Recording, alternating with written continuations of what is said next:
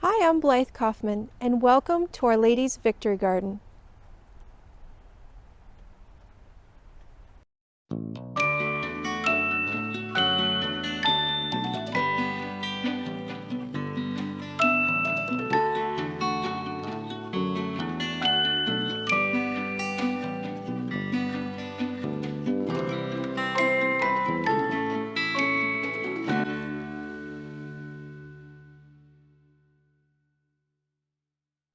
Well, hello, we're here in Connecticut, and we're here sharing with you our quarter-acre garden where we are able to grow a lot of the fresh vegetables and fruit for our family of 5.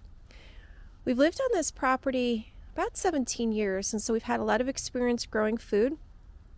I've been growing food with my mom since I could barely walk. My memories are always in the garden, being next to her. She loved perennial flower beds and growing perennial flowers, but also vegetables. And although I love flowers, I think my love really focuses in mostly on items that will bring us food for the table. And there's just been this really, I don't know, just there's a love of gardening in my heart, but also a desire to see that we can take, seeds and the soil that we have in our backyards and bring and help to support our families, especially in these times when there's issues with supply chain and insecurity with food and the cost of food becoming higher and higher.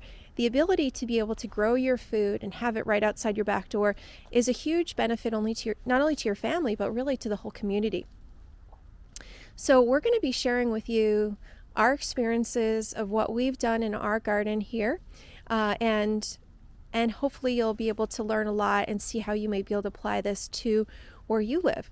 So in Connecticut, and it's snowing here, we're in January, we usually have our last frost around May 15th, the Feast of St. Isidore the Farmer. It's always a good marking point for us that if we plant things after that, tender crops are usually okay. There's always been times where we've had to cover things, unexpected frosts later on, but that's a good marker for us, and then you can kind of gauge that on where you're living. And our last frost our first frost rather, is in around October 15th. For most of the time that we've gardened on this particular property, and we're kind of in an urban setting or a suburban setting, we're about 4 miles from the capital of Connecticut, which is Hartford. And so we've got very dense population here, houses kind of almost on top of each other. And so there's not a lot of space. You've got to make really good use of every area. And so over the years, we've really replaced a lot of bushes that have died with fruit trees and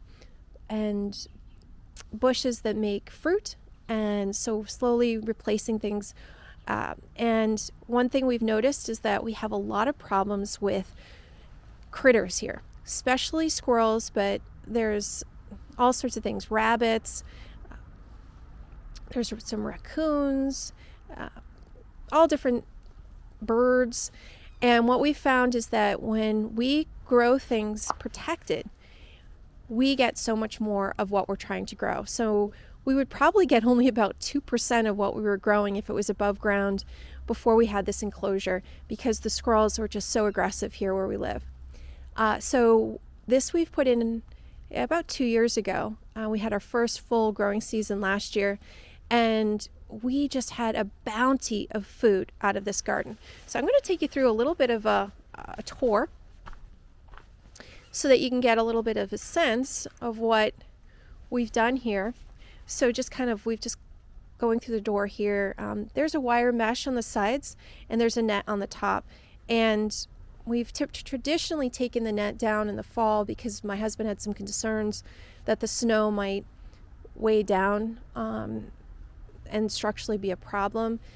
So far, we haven't had many heavy snows here this winter, but we're supposed to get one tonight. It's already snowing, as you can see, so we're supposed to get about 12 to 16 inches. So this year we didn't take the net down, just mostly because we were busy, and this is going to be a big test to see whether this netting is, if the snow is going to cause a problem with the netting.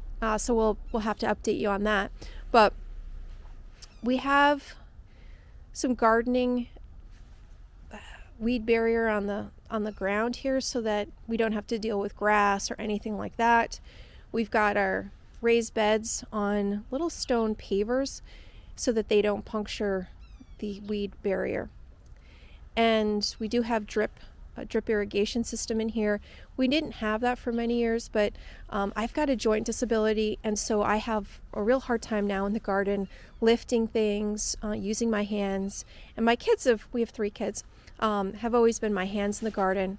And with them now in their teenage years, we're kind of thinking ahead to when we're not going to have them, and they'll be out doing their own thing, and we'll be wanting to keep the garden going. So we usually have 2 round big pots here, which you can see some of the piping that would go to drip irrigation for those. Those are in our greenhouse now with potatoes growing.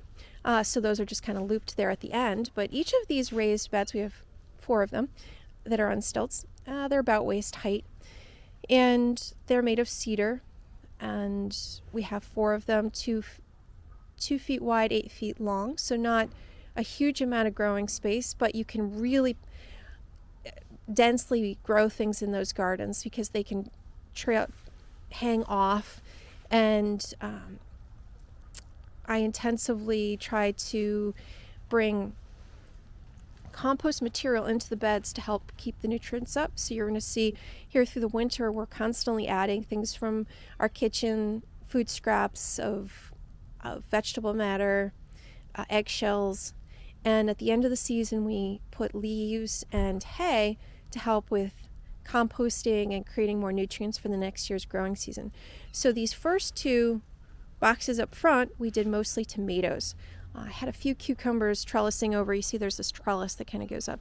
So we had a few climbing cucumbers on the portion of the trellis that abuts the box. But otherwise, it was mostly tomatoes with some basil, parsley, which are great companion plants for tomatoes.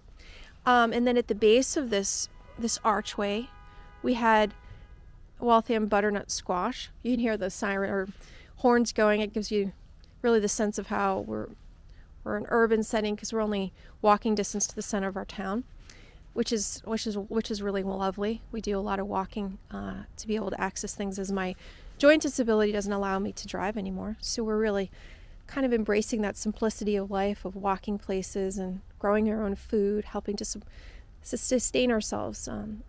There's a lot of beauty, I think, and grace that flows with that simplicity of life. So we have these round, they're about 2 feet wide, grow bags that I had originally gotten to grow potatoes, but because of an overabundance of garlic, I ended up, we love to grow garlic. I ended up using those to grow garlic. So you can see that you plant garlic in the fall in October usually, and you can see some of the greens growing. So those are growing for spring, not spring, but more like mid-July harvest. So just kind of giving you a sense of what we grew last year in here, and then I'll be explaining what we're going to be growing next year as we design our gardens. But this garden here on the right, this one, we had carrots growing in the center, and on the right side we actually had 3 crops growing in line here. One was the Easter egg radishes, which were so lovely. They came out beautifully. And then down the center were carrots. And there's still carrots in there, I think, probably a few. You can still see some of the greens coming out from under there. But we harvested those, we've been harvesting those probably into December. We still have some in our refrigerator. And then also we had snow peas on the outside here. So the snow peas and the radishes were harvested early. The carrots we kept growing through most of the year, the summer, and then harvested in the fall. We planted those very densely, so we got a lot. And then I added later in sweet potatoes that were growing in here along the edge where we had harvested things earlier. We had a couple of these boxes that I had from another time not from this enclosure. Whoops, so I trip over here. And with these, I ended up planting a couple extra tomato plants that we'd started from seed that we needed somewhere to tuck, so we planted those in there, and also some tomatillos. So those were a new item for us last year we hadn't been growing. This garden here, you can still see our leeks growing. They were more in the center, they're kind of tipped over now. But on each side of the leeks, we had beets growing. And so I think I'm going to do something similar this year as we rotate. We have to do crop rotation to try to prevent disease and so forth. So we'll be rotating those. But that really worked out very nicely, is to have on the outside on each side of the box beets growing, and then the leeks in the center. Along the edge, the whole perimeter here of this enclosure, what we did was we kept the weed barrier away about maybe 2 feet, and we grew winter squash. And actually in this little section right here, I grew some beautiful sunflowers, tall ones. These are things I know the birds and squirrels would like, so we had them in this enclosure. But then we did squash. I'm going to turn around here. In this spot, we had sugar snap peas, and those we've done very well with sugar snap peas. So I always have to grow those because I just love to take those right out of the garden. And then in the corner, you can see another trellis. We did cucumbers, and actually in the later part of the summer, some of the cucumbers seeded themselves or something, and we ended up with cucumbers growing over here after the snow peas were harvested. And along this side, I had two pots of small cherry tomatoes, that one was in the middle here and one was at the very end, but otherwise it was all winter squash. They actually grew up beautifully along this mesh all the way to the top. Actually you can kind of almost see some old vines still hanging up there. But we ended up having just some wonderful winter squash. And as I mentioned, we did the Waltham butternut squash on the other side over the big trellis. And those keep, I don't want to say forever, but we've had Waltham butternut squash last a whole winter and even into another year. So I mean, I think they can even last up to 2 years. So we like to cook with them, and they keep so well. And they're very prolific, so those are great. In this corner, I had cucumbers and growing bush cucumbers, actually, as I think about that. These were the bush ones. I had a couple of the straight eights, I think, growing up from the raised bed up that trellis. So we were really making use of all of our spaces with quite a number of different things. So we had a very varied diet with things from our garden. So this box here was taller, but it's quite old. But for whatever reason, the squirrels never seemed to really want to go into this. I think this is about maybe not quite 2 feet tall, but in this garden we plant garlic in the fall, and it's fertilized with some chicken manure from my mom's farm and a little bit and then hay, and that's just growing. We plant that in the fall, and what we've been doing the last couple years, which has worked really nicely, is that it's harvested mid-July, and then we put in a late planting of tomatoes. So I have so many tomatoes that are left over from what we started in seed, and I've kept those inside. They're super leggy. I wouldn't even think they would make it, but I put them in. Both years I found after about 2 weeks, the stems thicken up, and we have an amazing harvest in the fall from maybe September, October, even into November sometimes, of wonderful late tomatoes. On the side here, we always have a compost pile where we're tucking things from our garden or from our kitchen over here. And also, because I've had some compost piles for a number of years, we have a number of rhubarb plants that are heavy feeders, so we make rhubarb pie and those kind of things. And rhubarb is not something that the squirrels are going to have any interest in, so it's perfect for over here. On vacation last year, I tucked a couple zucchini plants with the knowledge that they might get confiscated by the squirrels, but. And the garlic is going to be completely fine. And I have not found any critters that like to eat garlic. If anything, they are deterred for it, and it's really helpful in terms of keeping them away. This stone garden that surrounds our greenhouse, this greenhouse was always present here on our house when we purchased it. We just love having it. It's become, it's a place where we start our seeds. We start the seeds inside the house, but they can progress into the greenhouse. But we've now been doing more winter gardening. There's lots of herbs in there. Some things I've taken in from the garden that are tender. We have some geraniums I've kept for years. So we have flowers and things in the winter, and it's just a lovely thing to have that little greenhouse. But we'll take a tour of that greenhouse later. But this raised stone bed has been a dream because it's waist high. So we used to have a low raised bed here, but having something up high is great. And I specifically planted things here that I knew the squirrels weren't going to be most likely interested in. And a lot of the greens they're not interested in. Plus, I'm taking the greens off the low ground, away from the bunnies, and having them really accessible to us right from our back door. You could even see some of the remnants of it. So right here is some parsley. You can see some basil plant stems. There's now hay.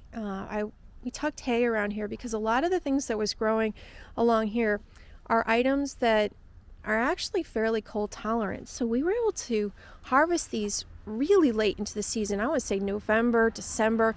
We were still harvesting some of the Swiss chard that we grew here, and also celery. We had a number of different kinds of basil. Now the basil is very sensitive to cold, so that did not persist.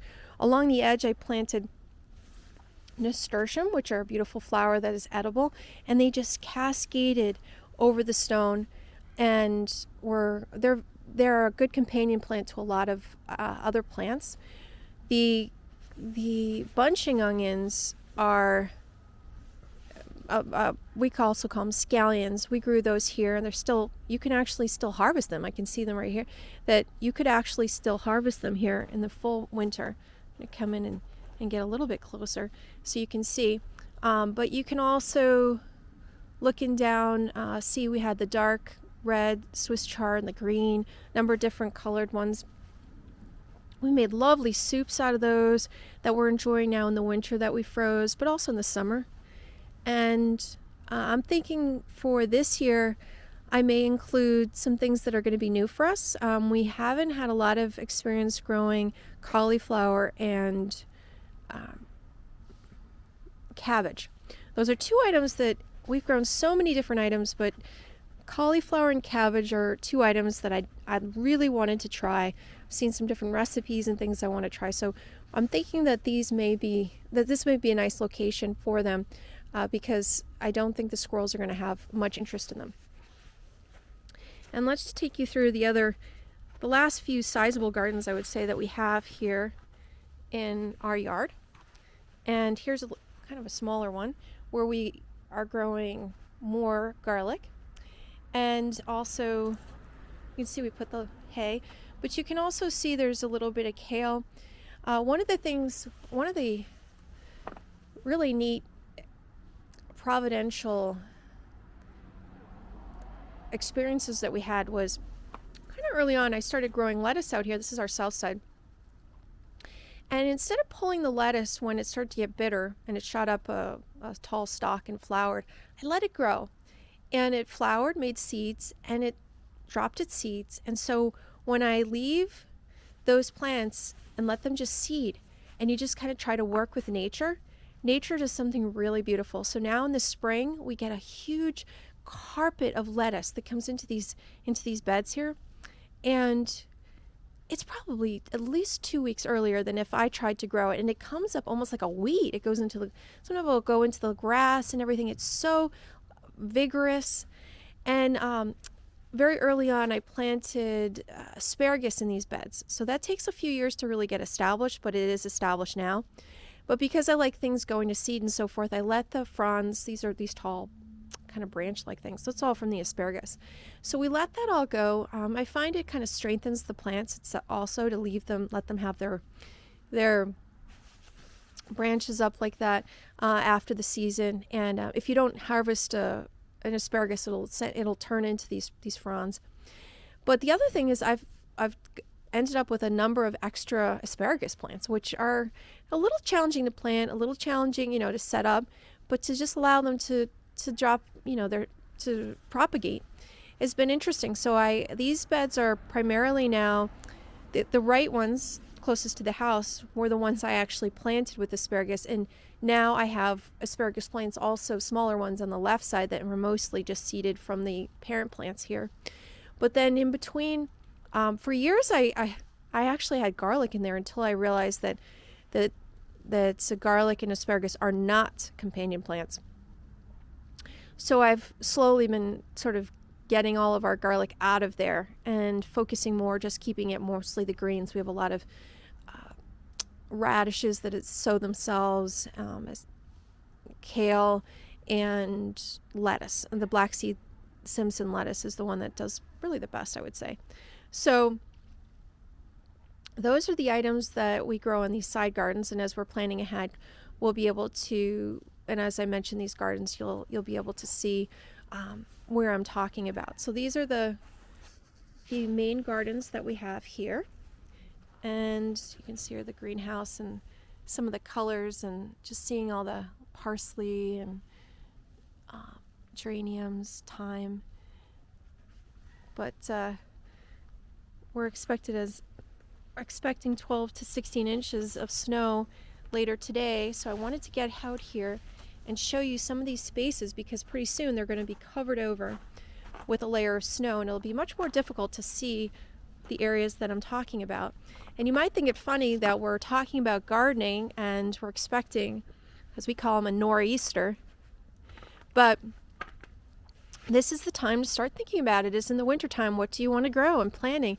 And it actually, some people find the wintertime to be, I don't want to say depressing. There's not a lot of sun and dark, but thinking ahead to gardening is something, putting in your summer gardens is something that really helps to lift the spirits. Working the land and seeing the bounty that comes in God's providence is just really beautiful, and it's a way to make these winter months special, thinking ahead, but also appreciating what you can grow in the wintertime. And we're really appreciating that more and more. So I thank you for coming on this adventure with us, and we're going to hopefully help you put in your gardens and bring more food to the table in your yard. Thanks so much for joining us, and we hope you continue with us on this journey.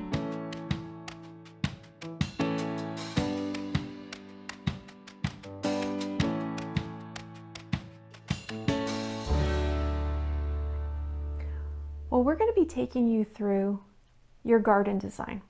We've toured some of the areas of the garden we have here at Our Lady's Victory Garden. And now with a schematic, we're going to show you exactly what we have planned for this summer. We're also going to be looking at early spring, after your last frost, and midsummer.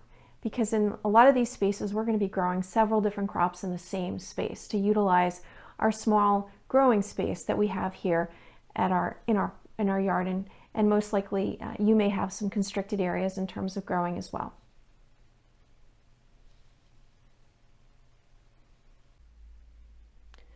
We're going to start with looking at our enclosure of Our Lady's Victory Garden for our garden design.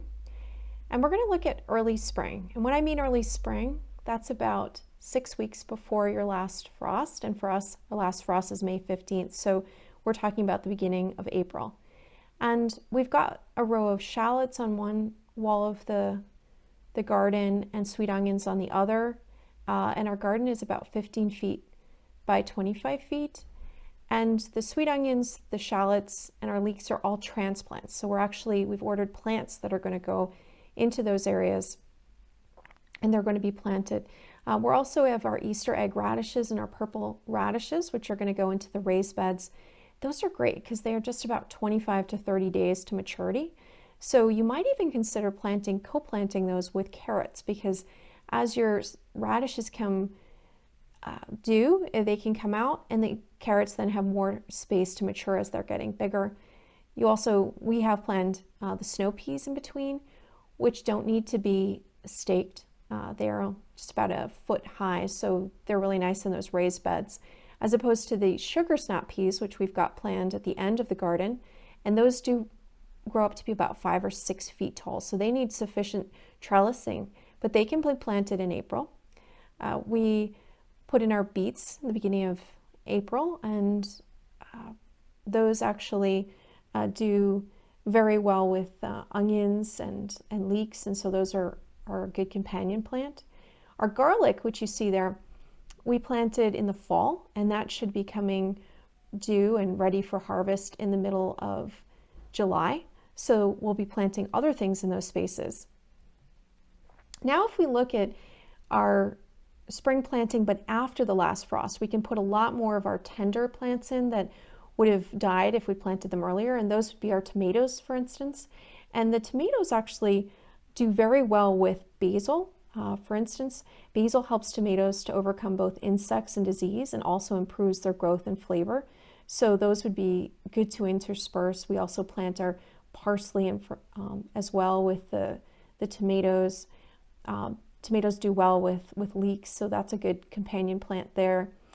We're also introducing some sweet potatoes, and we put in our winter squash. So at the end here, we've got our Waltham butternut squash going in, and also our zucchini. So the butternut squash is going to need some sufficient trellising unless you have a lot of space to let it kind of ramble. But we like to go vertical in order to conserve space. And the zucchini is actually pretty compact. That's not going to trail along, so you don't need that doesn't need to grow up on any kind of supports or anything like that. We do have a trellis that goes in between two of the beds, and that has pole beans on it. We're also planting some climbing cucumbers to go in one of the corners there as well. So cucumbers would go in after our last frost.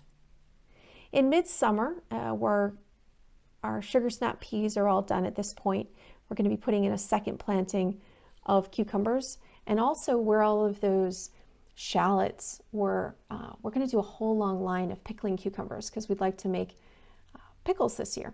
So we've planned quite a bit of those. Some of our onions have been harvested, and so we're going to put some bush green beans on one of the walls, as well as yellow beans. And then our garlic's been harvested, so we're going to be putting Swiss chard in a couple of the bags, and yellow squash. So we're going to be mixing up some new things. The squash will have enough time to come in before our frosts, and we're making good use of the space. Now we have a bed that we plant in the fall with garlic, and right about the middle of the summer we actually switch it out and put tomatoes in it, and those have done really well. So in this way we end up having a fall harvest of tomatoes. When some of our other tomatoes are starting to kind of go by, you can see the previous years here, the tomatoes, they just really catch up and grow very, very quickly, but the harvest goes right into the fall. So some of the varieties of tomatoes that we planted in that space, we also planted some slicers and things. We're next going to look at the stone bed that wraps around the greenhouse, which you can kind of see in this picture. For our early spring, some of the things that we're going to plant are going to be a line of lettuce, and also some Swiss chard, which you can either start that from seed inside, or just, as we call it, direct sow, which means directly planted into the ground just as a seed. There's also kale, is very cold tolerant, so you can plant that. Our chives actually come back year to year, so those should be, are already actually coming up in some places in our yard. And our bunching onions, all of those would be hardy to plant. We also, now in the later spring, We're going to bring in our celery, which we start inside because it's very small and slow growing, so that needs to be started well early. The nasturtium can actually either be started inside or just planted right into the garden with a seed. It grows pretty quickly and it ends up trailing and doing very, very well. Those are edible flowers.